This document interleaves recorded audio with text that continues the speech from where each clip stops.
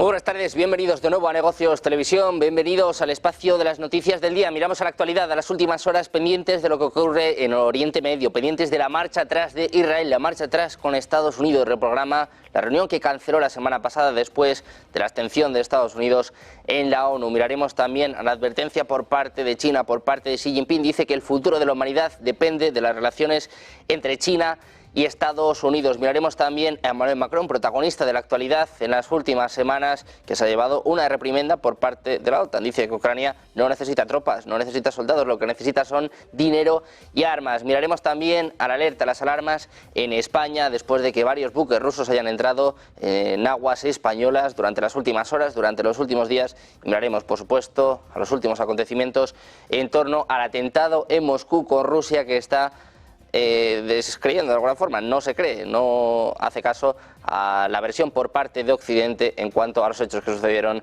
el pasado viernes en Moscú. Empezamos mirando a Israel, a la oficina del primer ministro Benjamin Netanyahu. Está buscando reprogramar una reunión con la Casa Blanca sobre su posible operación militar en Rafah, es lo que está informando NBC News este miércoles, citando a un funcionario estadounidense. Según el mismo, altos funcionarios de Washington están intentando encontrar una fecha para la reunión. Israel canceló su visita a Estados Unidos después de que este último se abstuviera en la votación de una resolución del Consejo de Seguridad de las Naciones Unidas que pedía un alto el fuego inmediato en Gaza. La resolución, que fue adoptada con todos los votos a favor, 14 votos a favor, la abstención de Estados Unidos, que ha enfadado desde luego a Israel.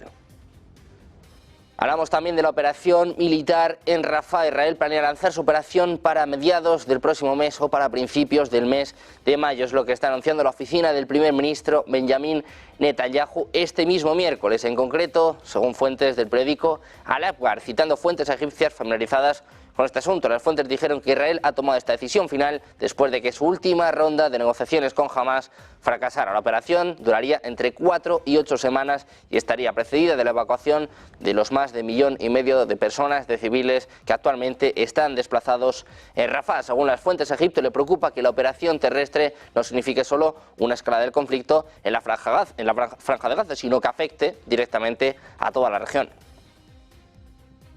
Miramos de nuevo a Israel, de nuevo a Netanyahu. Al primer ministro israelí ha subrayado este miércoles que la decisión de Estados Unidos de abstenerse con la votación de resolución en el Consejo de Seguridad de las Naciones Unidas sobre Gaza fue un paso muy malo. Añadió que su decisión de no enviar una delegación israelí a Washington, como estaba previsto, era enviar un mensaje a Hamas de que la presión internacional no iba a funcionar, no iba a hacer mella sobre Israel. Netanyahu dijo durante la reunión con el senador estadounidense Rick Scott que la decisión de Washington de no votar en contra de la resolución del Consejo de Seguridad de las Naciones Unidas que pidió un alto el fuego temporal en la franja de Gaza durante el mes de Ramadán alentaba a Hamas a adoptar una postura dura para creer que la presión iba a impedir que Israel destruya al grupo militar palestino. Pendientes de Israel, miramos ahora a funcionarios israelíes anónimos han confirmado a New York Times que Israel está utilizando tecnología de reconocimiento facial. Todo esto para identificar a los cautivos israelíes en Gaza en medio de las multitudes. El costoso uso experimental de esta tecnología cataloga los rostros de palestinos inconscientes sin su consentimiento. Según el informe, el sistema identificó erróneamente a algunos habitantes de Gaza como terroristas buscados de Hamas.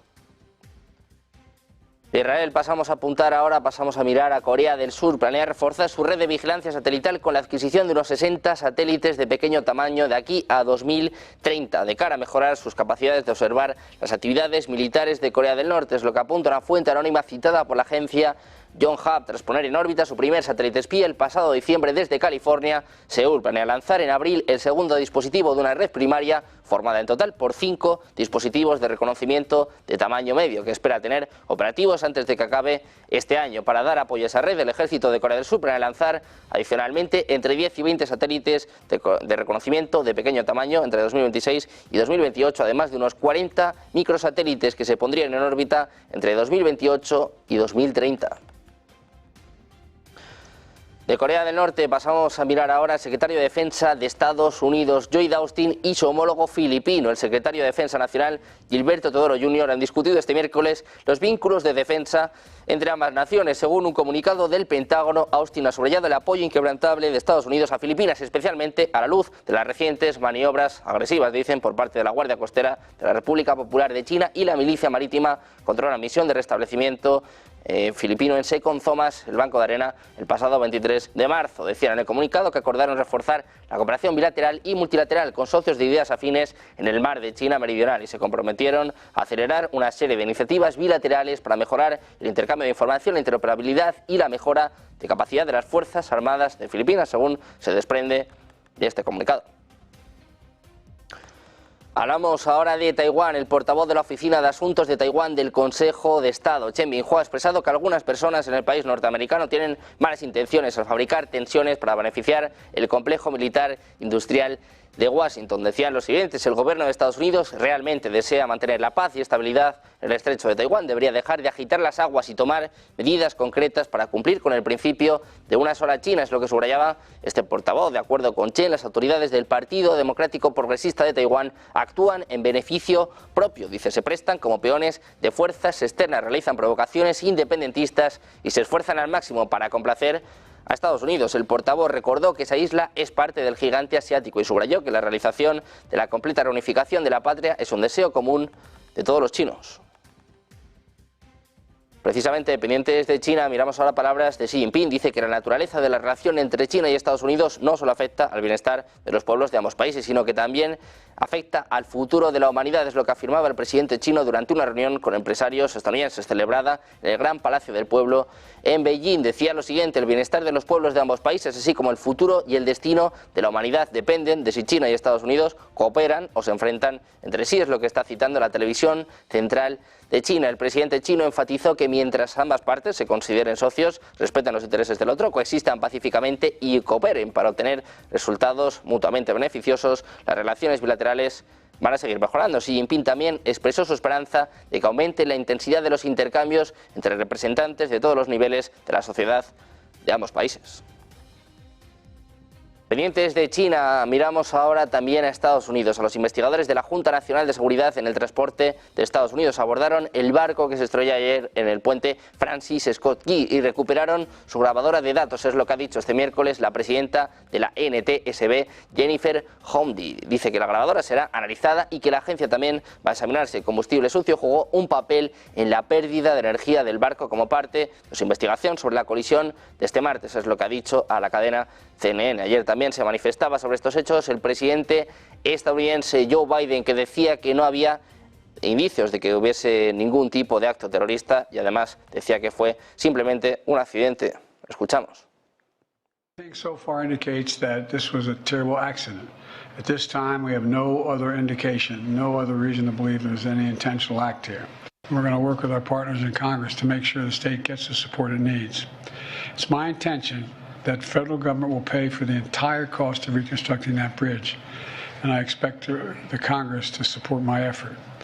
Y seguimos mirando a Joe Biden. Hizo más calificativos, hizo más comentarios en el día de ayer. Durante un discurso ante los votantes de Carolina del Norte, el presidente estadounidense volvió a apuntar una vez más a su homólogo ruso, Vladimir Putin. Le calificó de carnicero. De hecho, también apuntó a que va a seguir prometiendo proteger a Ucrania. Dirigiéndose a la audiencia, Biden describió su propuesta de aumentar los impuestos sobre la renta de los ciudadanos más ricos, afirmando que estas medidas podrían generar ingresos significativos para el presupuesto federal durante la próxima década. Decía lo siguiente: imagínase lo que podríamos hacer con eso. Podríamos reducir fundamentalmente el déficit federal, podríamos asegurarnos de que haya atención domiciliaria, podríamos hacer muchas cosas importantes, incluso asegurarnos finalmente de cuidar a Ucrania de ese carnicero Putin. El presidente de los Estados Unidos ya ha insultado a su homólogo ruso en reiteradas ocasiones, llamándole, por ejemplo, bandido y dictador.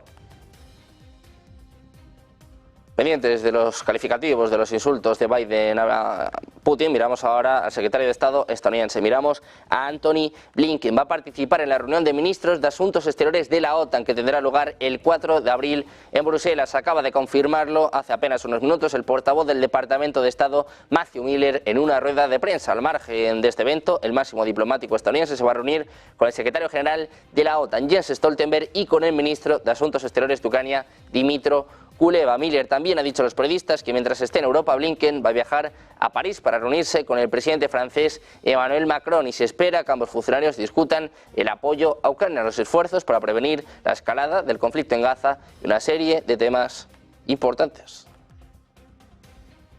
Miramos precisamente al presidente francés, Emmanuel Macron, ha enfurecido a los funcionarios estadounidenses por sus palabras sobre el posible envío de tropas occidentales a Ucrania, posible envío de tropas extranjeras que temen que pueda conducir a un enfrentamiento aún mayor con Rusia. Es lo que está informando la agencia Bloomberg, citando a fuentes familiarizadas con estas discusiones. En concreto, hablan de las insinuaciones del presidente Macron que fueron hechas para hacer pensar al gobernante ruso Vladimir Putin, pero que según funcionarios estadounidenses podrían haber tenido el efecto totalmente contrario. Precisamente estas palabras en las que hablaba de que la OTAN, de que las tropas occidentales podrían ir a Ucrania, podrían haber desatado más este conflicto. Otros funcionarios que hablaban bajo condición de anonimato con Bloomberg dijeron que los comentarios de Macron tampoco fueron muy inteligentes desde una perspectiva de seguridad, ya que ya había varias tropas de la OTAN que estaban de alguna forma encubiertas y que podrían ver comprometida su seguridad. Pendientes de Macron, miramos precisamente a la reprimenda por parte de la OTAN. Ojo al mensaje, le dicen: Zelensky no necesita soldados extranjeros, necesita tantos como sea posible, tantas armas y dinero como sean posibles. Es lo que ha afirmado el jefe del Comité Militar de la OTAN, Rob Bauer, tras un viaje a Ucrania. El almirante holandés visitó Kiev, donde mantuvo una serie de reuniones con los dirigentes políticos y militares de Ucrania, incluido el propio Zelensky. Según sus palabras, como resultado de las reuniones se dio cuenta de que los ucranianos necesitan armas y municiones, además de dinero. Tampoco van a renunciar a ellos, eso sí, pero en Ucrania, dice, no se necesitan soldados extranjeros mientras tengan los suyos propios. Bauer también señaló que la OTAN sobreestimó el potencial militar de Ucrania, esperando una exitosa contraofensiva de verano de la que solo los perezosos no hablaban. Decía: todo el mundo occidental recaudó fondos para esta operación militar. Además de la OTAN, también contribuyeron varios países extranjeros. La OTAN avisa a Macron, le dice: Ucrania no necesita más soldados, lo que necesita son más armas y más dinero. Miramos ahora a Reino Unido. Se quedaría sin municiones y equipos en menos de 2 meses en caso de una guerra directa contra la Rusia de Putin. Es lo que ha admitido un jefe de defensa. Marc François, miembro conservador del Comité de Defensa, dijo lo siguiente: no podemos luchar contra Putin durante más de un par de meses en una guerra a tiros porque no tenemos las municiones ni las reservas de equipo para hacerlo. Eso es todo cierto. Por su parte, el subjefe del Estado Mayor de Defensa, el teniente general Sir Rob McGowan, reconoció que eso era cierto, aunque el secretario de Defensa británico, Grant Shapps, añadió que cualquier tipo de conflicto con Rusia haría que se activara el artículo 5 de la OTAN. Dice que en ningún caso habría una guerra directa en solitario por parte de Reino Unido. Dice que para la gente que observe y que escucha que Reino Unido no está listo para la guerra exclusivamente con Rusia, es importante entender que debido a que están en la OTAN, que se pondría en marcha el artículo 5, nunca podría estar en esa situación. Miramos ahora a España, ojo con esto porque se desatan las alarmas. 2 patrulleros de la Armada, el Atalaya y el Vigía, monitorizaron la semana pasada y hasta este mismo martes el paso por aguas de soberanía nacional de una agrupación rusa formada por 3 buques de asalto anfibio. Una noticia cuanto menos impactante. Según ha informado el Estado Mayor de la Defensa en un comunicado, los patrulleros españoles se encontraban en operaciones de presencia, vigilancia y disuasión bajo control operativo del mando de operaciones y la monitorización del asalto anfibio Iván Green y Alexander Otrakovsky y el petrolero Kola se llevó a cabo en 2 turnos entre el pasado jueves y este martes. No es la primera vez que ocurre un episodio similar. Ya en el pasado mes de septiembre, en el año pasado, la Armada Española interceptó 5 buques rusos en aguas del Mediterráneo Oriental, algo que, como era de esperar, como se pueden imaginar, generó cierta polémica entre varios expertos en las redes sociales. Rusia desata las alarmas, en concreto la Armada Española monitoriza 3 buques rusos en aguas españolas.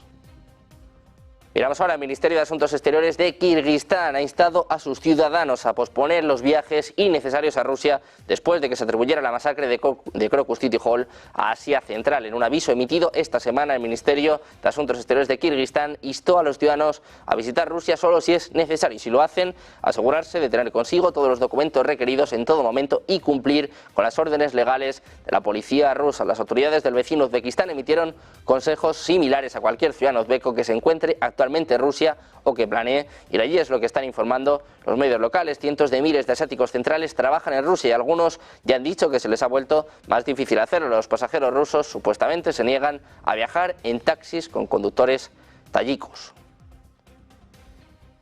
Miramos de nuevo a Rusia, miramos ahora a la portavoz del Ministerio de Asuntos Exteriores ruso. Hablamos de María Zaharova. Ha dicho este miércoles que es extremadamente difícil creer que el Estado Islámico hubiera tenido la capacidad de lanzar el ataque en un auditorio de Moscú el pasado viernes, un ataque que, como saben, ya ha matado al menos a 140 personas. Los funcionarios rusos han puesto repetidamente en duda las afirmaciones de inteligencia occidentales de que el Estado Islámico fue responsable del ataque, a pesar del propio reclamo de responsabilidad por parte del grupo. Sugiere Rusia que en su lugar Ucrania estuvo detrás de estos ataques. No solo Ucrania, también acusan al Reino Unido y a Estados Unidos, sobre todo a sus inteligencias.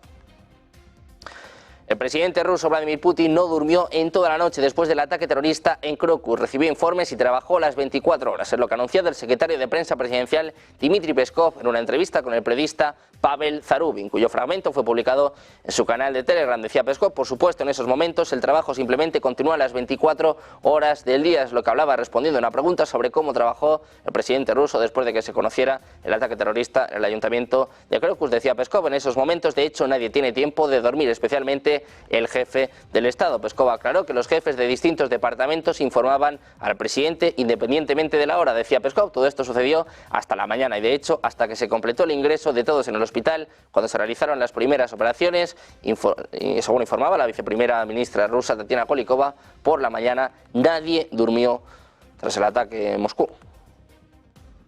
Los investigadores rusos han afirmado este miércoles que estudiarían una petición de los parlamentarios para investigar lo que denominan la organización, financiación y realización de actos terroristas contra Rusia por parte de Estados Unidos y otros países occidentales. El director de la Agencia de Seguridad Rusia declaró este martes que creía que Ucrania, Estados Unidos y Gran Bretaña estaban implicados en el atentado contra la sala de conciertos a las afueras de Moscú. El Estado Islámico asumió la autoría de este tiroteo, pero Rusia no se fía. El ministro británico de Asuntos Exteriores, David Cameron, ha rechazado las acusaciones en X. Dice que las afirmaciones de Rusia sobre Occidente y Ucrania en el atentado del Krokus City Hall son un completo disparate. Miramos ahora a Ucrania. El ministro de Exteriores ucraniano Dmytro Kuleba ha insistido este miércoles en que las acusaciones rusas sobre la supuesta implicación ucraniana en este atentado son falsas y absurdas. Ha advertido de que son el último ejemplo de que la propaganda de Moscú no tiene líneas rojas. Decía Kuleba: no es así como luchamos. Ha incidido, en cambio, en que las atrocidades contra civiles corresponden más bien a la parte rusa. Dice que es lo que se ha visto precisamente en los últimos 2 años. Todo ello en un contexto de escalada de bombardeos rusos sobre Ucrania. En concreto, dice Kuleba, han caído 190 misiles, 140 drones Ajiv y 700 bombas guiadas. Seguimos mirando a Ucrania, pero miramos ahora al presidente ucraniano. Volodymyr Zelensky ha vuelto a instar este miércoles a los aliados occidentales de su país a acelerar la entrega de aviones de combate F-16 y a transferir más sistemas de defensa antiaérea Patriot después de un ataque ruso en Yarkov, en la segunda ciudad de Ucrania. Dice Zelensky: fortalecer la defensa antiaérea de Ucrania y acelerar la entrega de F-16 son misiones vitales. Es lo que ha escrito en un mensaje en las redes sociales. Añade que ninguna justificación racional puede explicar por qué los Patriot, que son numerosos en el mundo, aún no cubren el cielo de Yarkov y otras ciudades y localidades atacadas por Rusia. Miramos ahora a la OTAN. La primera ministra de Letonia, Evika Silia, ha afirmado este miércoles que Ucrania no está pidiendo tropas y por tanto Europa debe enfocarse en las necesidades reales de Kiev y en aumentar la capacidad de defensa de la Unión Europea, para cuya financiación hay varias opciones sobre la mesa, desde el presupuesto comunitario a garantías o bonos europeos. En una rueda de prensa tras su primera visita a Alemania y su primera reunión bilateral con Olaf Scholz, la mandataria ha considerado que el debate sobre un posible envío de tropas de la OTAN a Ucrania, propiciado precisamente por el presidente francés, por Emmanuel Macron, dice que no estaba muy bien preparado, pues los países no estaban listos para siquiera considerar esta eventualidad. Decía: no estamos listos en la OTAN para hacerlo. Sostuvo además que existen muchas maneras diferentes de ayudar a Ucrania y que ya lo están haciendo. Pendientes de la OTAN, miramos ahora a Hungría. Va a ampliar la prohibición de importar productos agrícolas ucranianos a nivel nacional. Si Bruselas no excluye los cereales y oleaginosas de ese país de Europa del Este de la lista de productos que no deben pagar aranceles a la Unión Europea, es lo que ha declarado el ministro húngaro de Agricultura, István Nagy. Dice que en los próximos días se va a aprobar un decreto sobre la prórroga de la medida autónoma de liberalización del comercio. Es lo que ha advertido el funcionario en un mensaje de vídeo emitido este martes por la cadena húngara M1. Según este ministro, dice que si no se resuelve el decreto, el gobierno húngaro va a seguir dejando la frontera cerrada a nivel nacional y que no va a dejar que los productos agrícolas de Ucrania entren en Hungría, porque dice le debemos mucho a la comunidad agrícola de Hungría. Miramos ahora a Polonia. El ministro polaco de Exteriores, Radosław Sikorski, ha afirmado este miércoles que la Unión Europea debería estar dispuesta a adentrarse en terreno legal desconocido y utilizar todos los activos rusos congelados, no solo sus ganancias, para financiar la ayuda militar a Ucrania y la reconstrucción del país tras la guerra. En declaraciones a la prensa de Riga, el ministro ha señalado que una resolución de la Asamblea General de la ONU, aprobada poco después del inicio del conflicto en febrero de 2022, da un fundamento jurídico para confiscar los activos rusos y utilizarlos contra el agresor. Decía este ministro polaco: el régimen de Putin nos amenaza a todos y tenemos derecho a utilizar los activos del agresor contra él. Seguimos mirando a Polonia. Ha decidido duplicar su contribución a un plan liderado por la República Checa para comprar municiones para Ucrania, es lo que ha dicho el ministro de Asuntos Exteriores este miércoles durante una visita a Letonia, mientras Kiev busca reponer suministros para sus tropas superadas en armas que luchan contra Rusia. Polonia ya había anunciado que haría una contribución significativa al plan liderado por los checos y que proporcionaría apoyo logístico para ayudar a que los proyectiles llegaran al frente. Decían lo siguiente: ya hemos declarado una cantidad importante y en las últimas 48 horas se ha decidido que se va a duplicar, es lo que ha dicho el propio Sikorski en una conferencia de prensa. Se ha negado, eso sí, a decir cuánto dinero estaba aportando Polonia.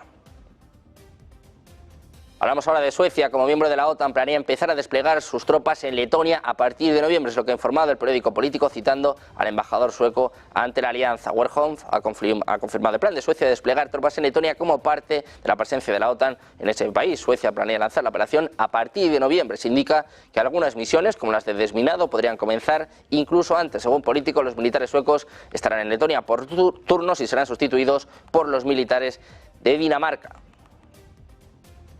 Pendientes de Suecia, pendientes de los últimos movimientos por parte de la OTAN, miramos ahora a Serbia. La advertencia de su presidente de este mismo martes, 26 de marzo, el presidente serbio Aleksandar Vučić ha publicado un mensaje en el que afirma que se avecinan días difíciles para Serbia. Anuncia que los desafíos que le esperan al país en breve son cuanto menos preocupantes. Según el líder del país, a Serbia le esperan días difíciles. Dice: es difícil decir qué noticias hemos recibido en las últimas 48 horas. Amenazan directamente los intereses nacionales vitales tanto de Serbia como de la República Serbia. Vučić también ha anunciado que en los próximos días va a informar al pueblo de Serbia de problemas que se le avecinan. Dice: será difícil, lucharemos y Serbia ganará.